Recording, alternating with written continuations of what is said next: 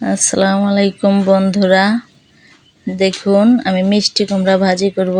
সেজন্য মিষ্টি কুমড়া ভাজিটা কেটে নিয়েছি, কেটে ধুয়ে নিচ্ছি। এখন কড়াইয়ের ভিতরে তেল দিলাম, পেঁয়াজ, মরিচ, তেজপাতা এগুলো দিয়ে কিছুক্ষণ নাড়াচাড়া করব। তারপর মশলাপাতি সব দেব।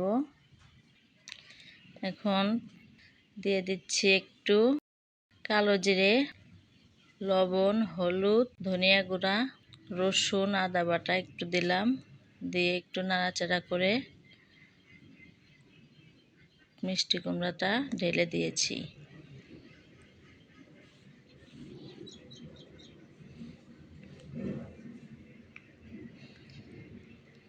মিষ্টি কুমড়াটা হওয়ার জন্য 10 মিনিট অপেক্ষা করলাম। হয়ে গেল আমার মিষ্টি কুমড়া ভাজি। এখন আপনাদেরকে পরিবেশন করে দেখাচ্ছি কেমন হয়েছে আমার ভাজিটা। সবাই কমেন্ট করে জানাবেন। আজকের ভিডিওটা এই পর্যন্তই। আল্লাহ হাফেজ।